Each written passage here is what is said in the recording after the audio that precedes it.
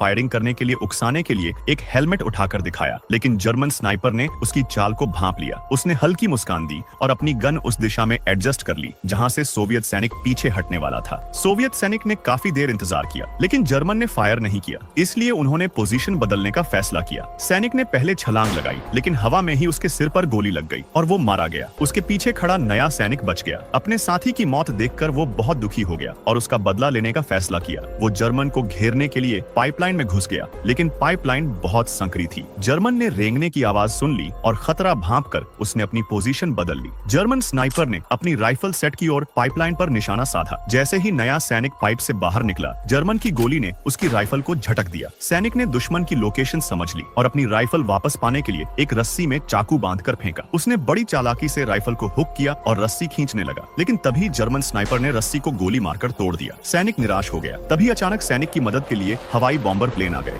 अगली सुबह सैनिक लाशों के नीचे छिप गया और मरा होने का नाटक करने लगा। फिर जर्मन सैनिक युद्ध भूमि साफ करने आए। उनके पास थॉम्पसन गन थी और उन्होंने यह पक्का करने के लिए अंधाधुंध गोलियां चलाई कि कोई भी जिंदा न बचे। किस्मत से वो सैनिक गोली लगने से बच गया। जब जर्मन सेना वहां से चली गई तो सैनिक ने एक राइफल उठाई और एक जर्मन अधिकारी पर निशाना साधा। तभी किसी की आवाज आई और उसने उसे रोक दिया। वो भी एक सैनिक था जो मरा होने का नाटक कर रहा था। वो स्नाइपर था, क्योंकि चश्मा पहनने वाला सैनिक बंदूक चलाने में बहुत अच्छा नहीं था। स्नाइपर ने राइफल ली और उसमें आखिरी 5 गोलियां लोड की। उसने एक जर्मन सैनिक के सिर में